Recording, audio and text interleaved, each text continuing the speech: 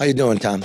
Doing great. How are you? I'm good. This is Tom Barrett. As I just told you, he is running for Congress in the newly formed 7th Congressional District, which is basically Lansing and the environs, right? Yes. And you're taking on Alyssa Slotkin, a congresswoman who's, moved into the district recently. Right. So you might say she's taken on me because she's coming to my district to run in this seat. But is your wife registered to vote at your house? she is. Yeah. The only registered voters at my house are my wife and I. And your neighbors know you? My neighbors know me, and we've been living in that house. I've lived in Eaton County, where I represent, since 4 days after I moved home from a deployment in Iraq, when my wife and I got married. Yeah, we're raising a family, 4 kids, and that's where we live. This is our hometown and where we're looking to represent. What a concept. I know. Like in the title is representative. Yes. So you should probably represent. Right. But that's not up to me. That's up to the people. It is. And it's not up to these 3 guys you brought here with the brown shoes and the busy phones. These politicals, they're all alike. We got a few stops to make along the way. Anyway, the balance of the House is, being called into question. And one of the toss-up districts is yours, you and Slotkin. It's one of the most expensive, one of the most watched, one of the most anticipated congressional districts in the United States. So it's a big deal. It is a big deal, and it is now the most expensive. It's been, for the last few weeks, been the most expensive congressional district in the entire country. More than New York, Florida, California. Yep. That's insane, really. It is. Yeah, right here in mid-Michigan. So, yeah, it is insane. It's insane to be in this situation. I mean, my wife and I, like I said, we're just middle-class folks raising a family, and here we are running. I'm running in the most expensive congressional district in the entire country. It's a lot of the weight of the world to feel like you're, running in this situation, but I'm Don't doing worry, it because if you win, you'll get paid. You'll be a millionaire in no time. Isn't that funny, Mark? The guy's broke. He barely afford groceries for the 4 kids out there on the farm. He's going to be a millionaire if he gets a living. Slotkin's a millionaire. She was born a millionaire, so, Hot dog heiress, right? Right. Okay, right. well, it's fine. She was invited to be here. Yeah. They said they'd get back. They didn't, which point for you. But if you're not going to get back and you're going to be on Meet the Press, that really chafes me. Yeah. Right? Because they call that ghosting today. You're a conservative. I'm a right-winger. She's a liberal left-winger. And who's going to decide this? The people in the middle, as always. You know what I mean? But so respect to you. Look, you guys had 2 debates she doesn't want to do anymore. I watched them. They weren't very good, in my opinion, because it's all just red meat. I mean, you're going to Congress. You're going to represent us in Congress. You do big things, not local things. So, for instance, the Ukraine. Where are you on the Ukraine? We're giving $70 billion we're not keeping track of to Zelensky. Zelensky's talking about a preemptive strike, then pulls that back, but you know what he's talking about. Putin's talking about preemptive strikes. Biden's talking about nuclear Armageddon. What is the end game if you're the congressman? Yeah. And you're there voting, and you're an Iraq veteran? What's the end game? Yeah. Well, that's a perfect question, because we've gotten into all of these entanglements in foreign policy for the last several decades, where we get involved and we don't have that end game. And then we're stuck in Afghanistan for 20 years, or we're stuck in Iraq for 15 years. And we've had this false expectation that we can export our values and worldview onto other cultures that may not really be willing to accept that. Do you support the backing? I support helping the Ukrainians. And here's the thing. What we've shown is when we tell them we're not going to be there with American troops, they rise to the occasion. And the Ukrainians really have risen to the occasion to fight and to resist that invasion from Russia. I mean, our own American intelligence said that if Russia invaded Ukraine, they'd be in Kyiv by 3 days later, a week later. Here we are, 200 and some days later, and the Ukrainians have actually resisted and pushed back and pushed the Russians almost as far back as their own borders now. So I don't want to see this escalate. Where do we go? Where do we go? I mean, we can't. Is it a negotiated settlement now? Do the Ukrainians keep pushing till they take Crimea? What? Yeah, well, it's not for me as an American. Putin's lobbing in rockets now. He is. It's for the Ukrainians to figure out what they're... Yeah, but see, brother, you're the guy that votes what to do with my fake printed money. Right. Right. I think we can help the Ukrainians with arms and with, armament and things like that, not to our own detriment, because now we're having to create more of our own armament because we've exported so much of it to Ukraine that we're starting to see a withdrawal of our own capability and our own defenses. Yeah, we cannot put our ourselves at risk to help others, certainly we can help in that effort. And we ought to be doing what we can that way. I am not in favor of putting boots on the ground in Ukraine. Well, I didn't say that. Like how long do we fund them? Yeah. And with NATO, when they're not ponying up. Yeah, and I think we have to have that really discerning, conversation with other NATO countries right now, because people are listening. Where I don't want to say red line, because that's Well, I'm not going to say if we spend this much and $1 over is not enough. I think we need definitely the next thing we have to say is we need accountability for any money we're sending over there, so that we're not just sending money or the weaponry. Right, and I think the weaponry is more.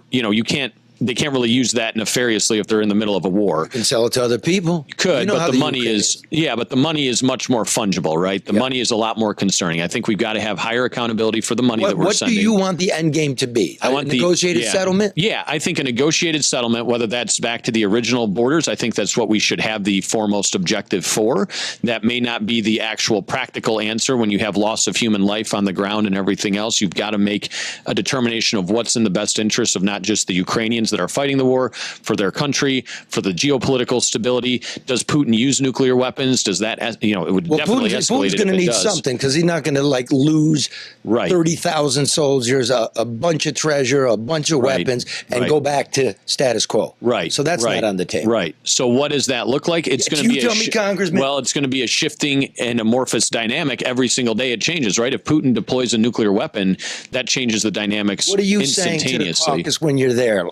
We need to get something settled here? Yes, I would say we need to resolve this as quickly as possible, because there's a continuous loss of human life the longer this goes on. It's a use of resources, it's arms, it's money. And the arms and the money are one thing. The greatest risk involved is the loss of life. And the longer this goes, the more desperate Putin will become, and the greater probability that we're going to have a higher loss of life and a higher casualty.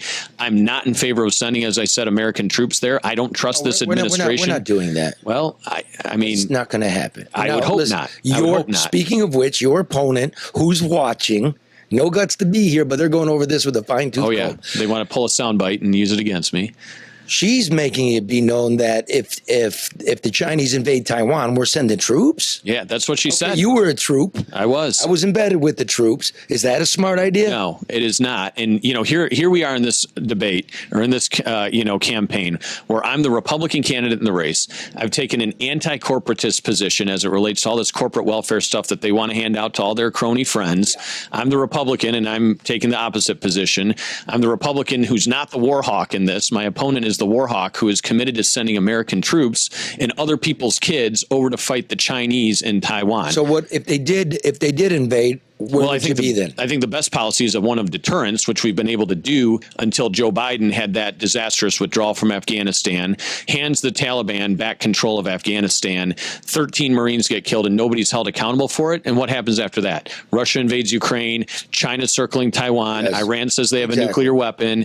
All of these things happen because of that deterrence has been weakened. We need to reestablish ourselves in a strong maybe I'm listening to what she's saying, and that is some deterrence, saying we will defend Taiwan. If you're being wishy-washy, what's to stop the Chinese from making the move? I think we need to make sure that they don't make that move by making sure they're not in a strong position to do that. They have a lot to lose. How's that? Economically and otherwise, they have a whole lot to lose by going into Taiwan and invading. I'm not someone, and I'm not going to prejudge a global calamity of geopolitical instability with military force and everything else. I'm going to observe the situation, make a conscious decision based on what's brought to us. I'm not going to stand here and tell you I would never vote for X or Y or Z as it relates to American. Soldier, you know what it is, and you're going to be a little bit reserved, tight-lipped, reserved. And here's the other thing. I spent the last 22 years of my life in the Army, and I knew that if we were involved in reserves or Army, both. I did active duty. Disrespect to reserves, because they did a lot of work. I did both, and actually, toward the end of my time, probably in the last about decade or so, we had more National Guard and reservists deployed in Iraq and Afghanistan than we did active component. We'd be driving down. I watched fuckers from the New York, National Guard sitting in a goddamn bomb crater with black flies. I did 22 years in the Army, and I think about 7 7 years combined in different intervals, deployments, and otherwise. I think I had about 7 years of active duty time in the Army over the 22 years total that I served. Deployed, Iraq, Kuwait, Guantanamo Bay, South Korea.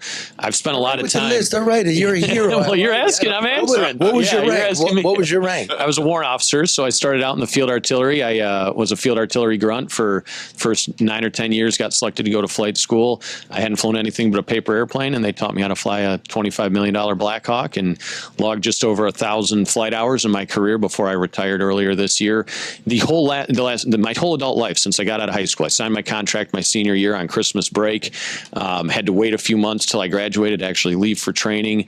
My whole life that I've been an adult, all of these conversations have been about, all right, I'm the one in question, right? I'm the one in the military. Yep. It's on me if this thing really cooks off, and what are we going to do? Now I look at it as it's not me, it's other people, and it's other people's I like kids. it because you have to represent the boots. Yep. These aren't boots. These are human feet in these boots. They are. Right. And if I'm not willing to send someone else's son or daughter over to fight this war, then it's not the right decision to make. You cannot force that on other people. Okay. If it's not the right decision now, in some instances, it could be. See, when I go like this, okay, that means, okay. Remember, I'm trying to keep this tight, but thanks for your service. I mean it. Well, thank you. That's my family, right? Yeah. Grandpa, brother, dad. Yeah.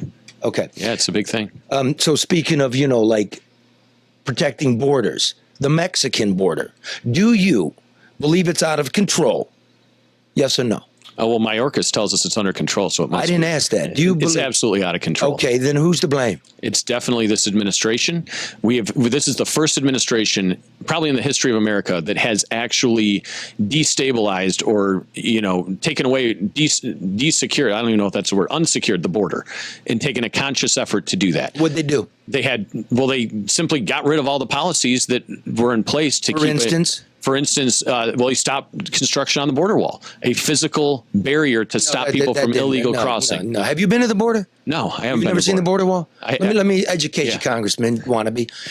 Most of the border wall is built on our territory. Yeah, meaning we are walling our own country off. As you know, with asylum seekers, all you have to do is touch soil. So the wall makes it easier. You'll see.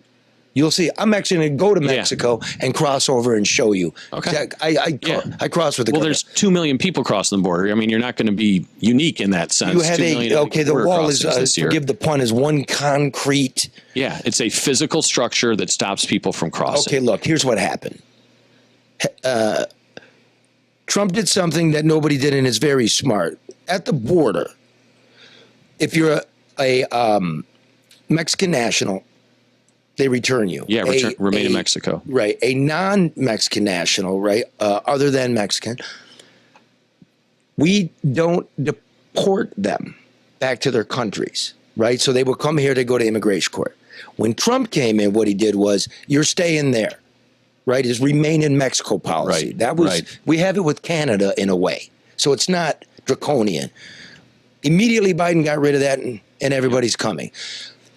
Do you think you have the ability to encourage the Mexicans to once again adopt that policy? And would that include an economic stick? And would that further destroy the economy? No, it wouldn't destroy the economy. We have to secure our border.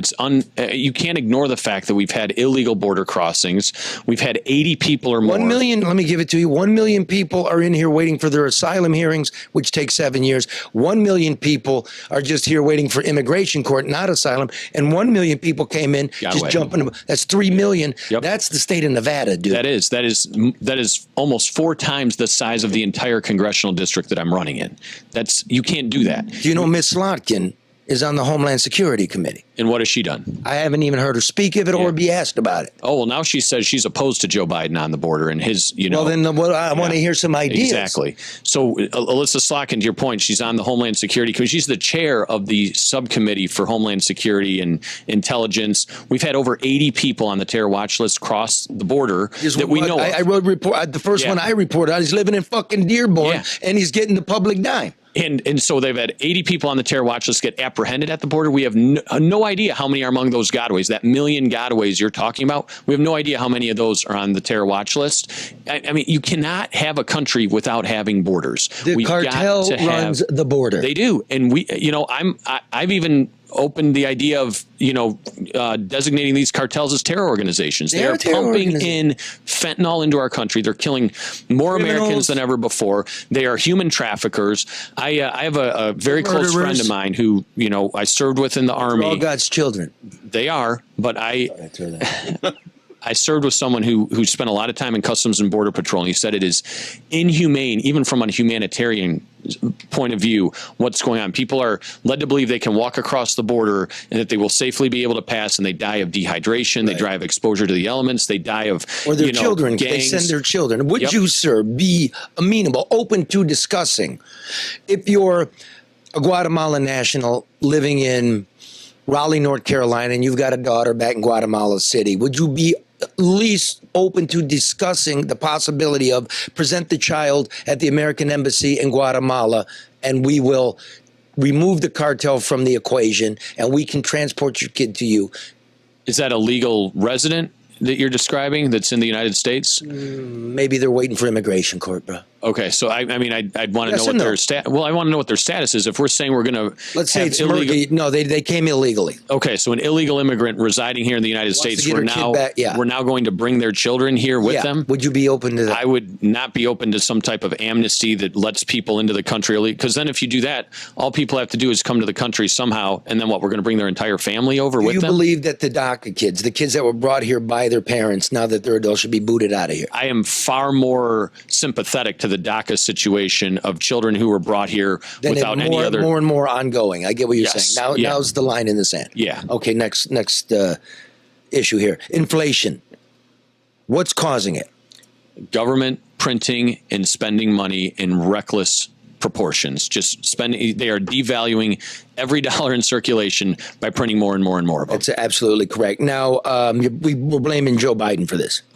I put a great deal of blame on Joe Biden. Yeah. Aren't the Republicans also to blame? There's probably some blame to go around. Absolutely. You don't get $30 trillion in debt. Deficits were historic. George Bush, $6 trillion over 8 years. Mm-hmm. Barack Obama, after the collapse, $8 trillion over 8 years. Donald Trump, $7 trillion over 4 years. Your party, the Democratic Party, you're all a fucking mess. They don't know what they're doing. They can't say no. So, Charlie, I'm not somebody that's just running as a generic Republican. It was a T-ball right to line job. I'm not any of that. I'm for you. I have voted against my own party 292 times since I was elected to office. A pox on both their houses when it comes to decisions. I mean, State Senate and the House of Representatives in Lansing. Yes. And my opponent, likes to say that, all these other things, blame on everybody, all this other stuff. Listen, she talks about bipartisanship. Bipartisanship got us $30 trillion in debt, right? So not everything that's bipartisan is a good idea. I've been willing to stand as an independent criticizer at times. People can see my voting record. They can go to our website, see every one of the 292 votes I cast against my own party, and judge for themselves. We're talking inflation, man. Yeah. Stop politics. Well, you said you were blaming the Republican Party for it. Them too. So, and I'm saying, look, both parties are crap. And I'm not Tom Barrett Republican. I'm Tom Barrett candidate for Congress. I am running as a Republican. I'm a conservative. I don't make hay about that. Fiscal conservative, yes, and social conservative. I am. Let's stay to inflation. Fiscally, okay.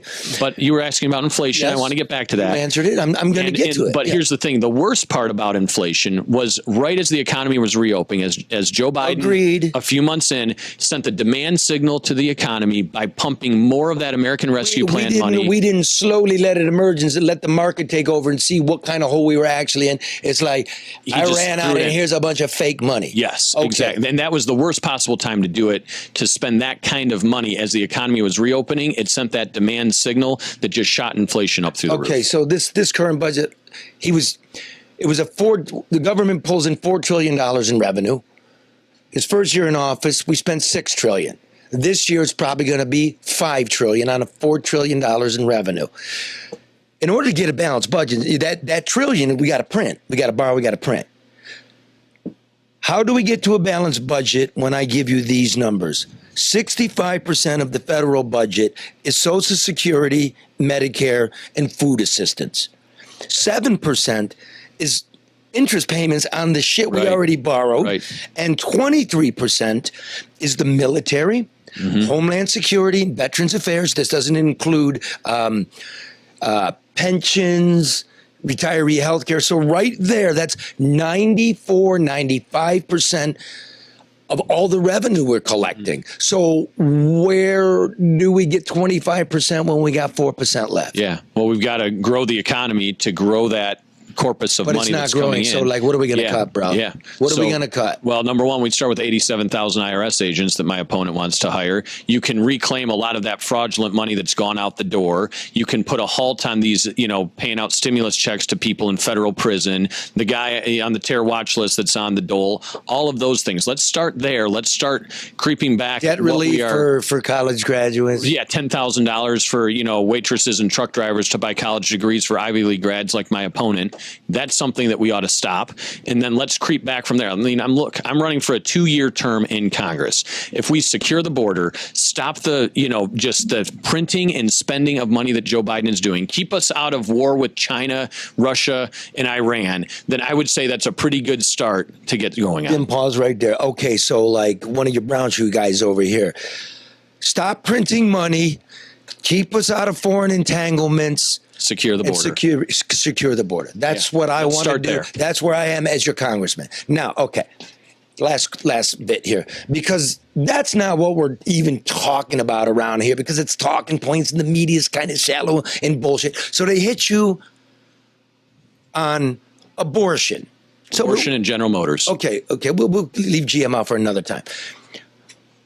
Abortion, which the Supreme Court has just told everybody it's not a federal issue. It's got nothing to do.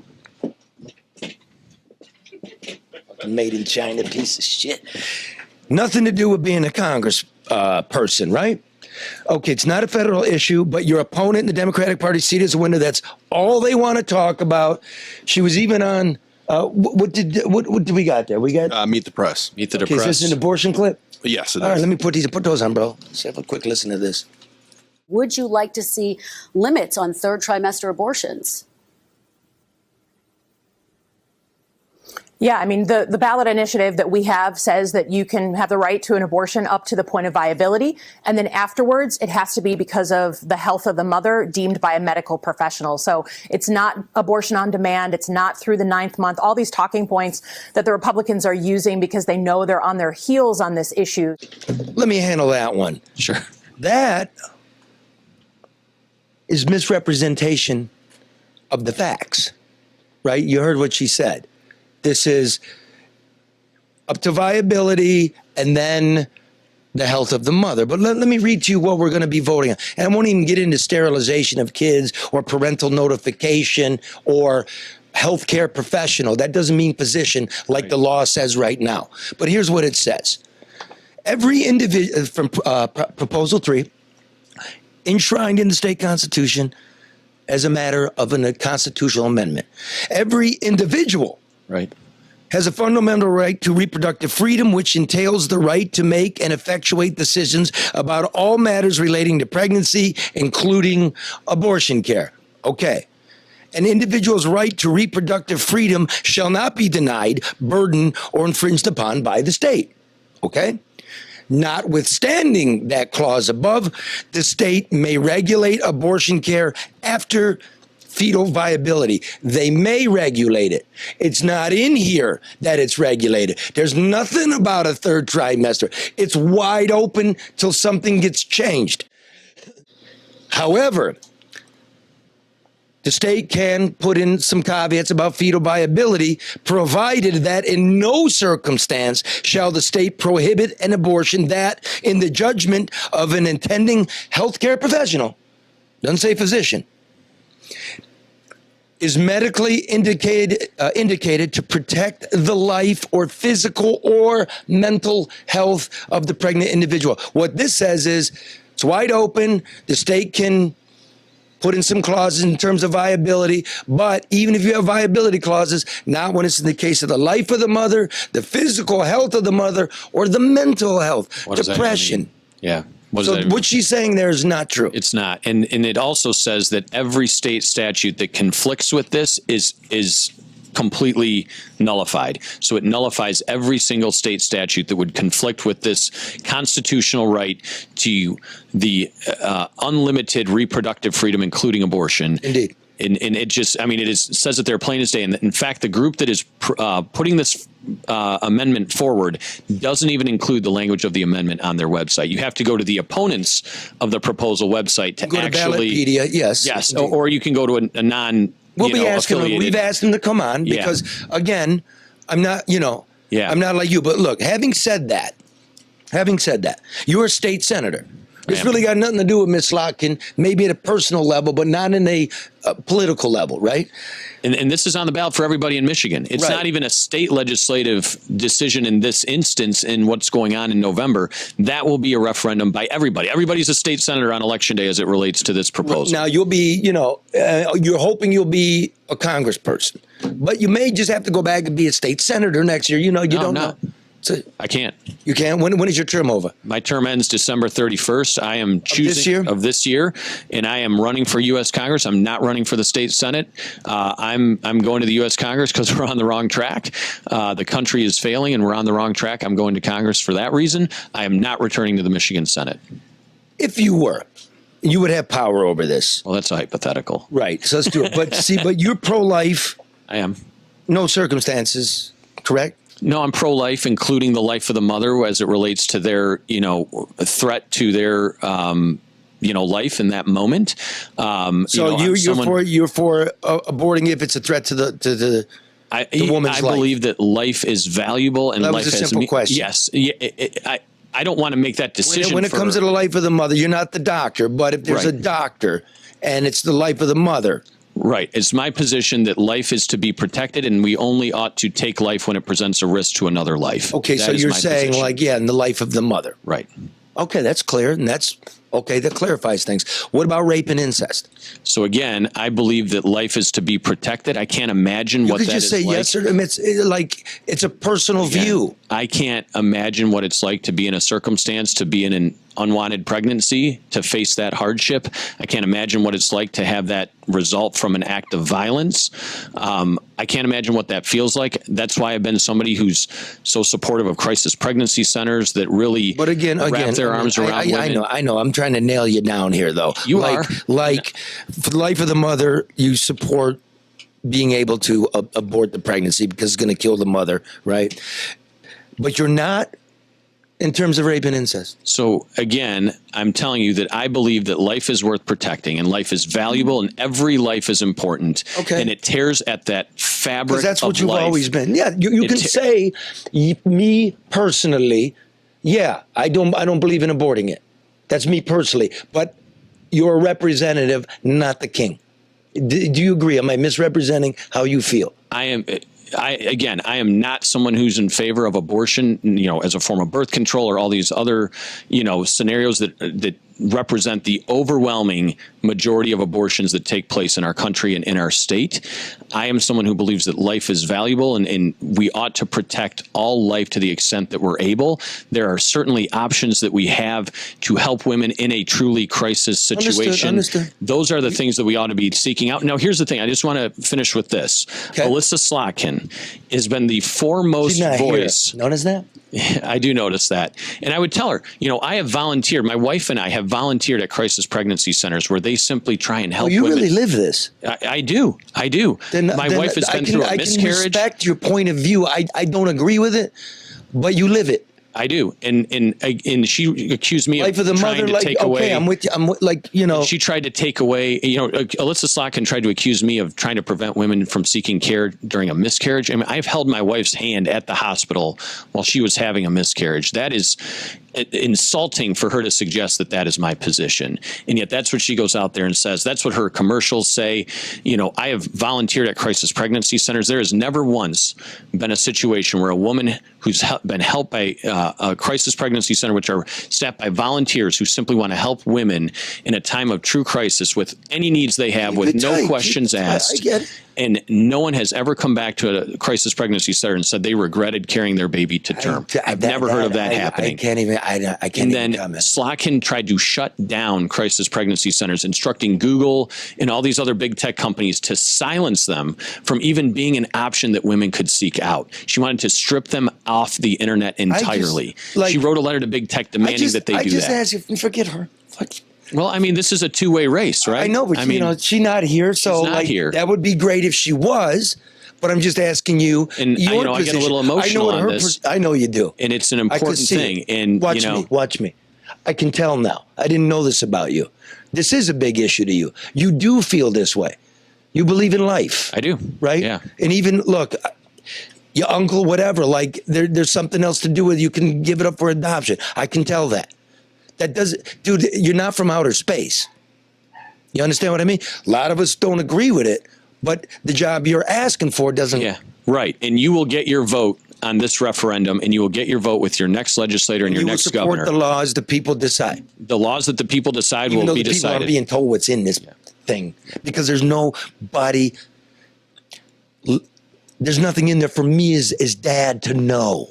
Mm-hmm. That's right. My no problem. parental consent, taxpayer funded, late term, all of these things that are woven in here. And I'm thankful that people have stepped up to educate voters on this. This is the current law. Right, right. This is like one extreme and the other extreme, and we're pretending this is the They current. won't even call it the mother. They say the pregnant person. Well, that's how because woke they are. if you read, I'm going to find out, if you read the language, it also talks about things like sterilization, right. which males or whatever, you know what I mean?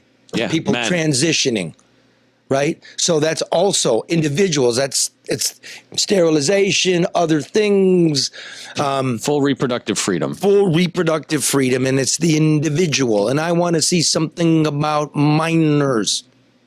So well, they say every individual. They don't say individuals of the age of consent, 18 or over, or anything else. I'm waiting for them to sit here and explain it to me because my liberal friends laugh at me and think I view life like you do, but I'm actually You're like, I'm not crazy like Tom Barrett. Yeah, I'm not crazy like Tom Barrett. And at least I live in my house. I'm registered to vote where I live. I'm registered to vote where I live. So let's see. We go like this. Tom Barrett. Tom Barrett is pro-life. He can see an abortion when it's the life of the mother is in danger. He is also anti-printing money, fiscally conservative. We got to find a way to live within our means, even though that means tightening belts. We got to tighten security at the Mexican border, the wall, and other things. I can other policies. I can put you in touch with people down there, get you up to speed. And the Ukraine, China, we're not into foreign entanglements. We're not war hawks. We're not war hawks. Thanks for being here, brother. Thank you. Appreciate it. Thanks for having me. Back to you, Charlie.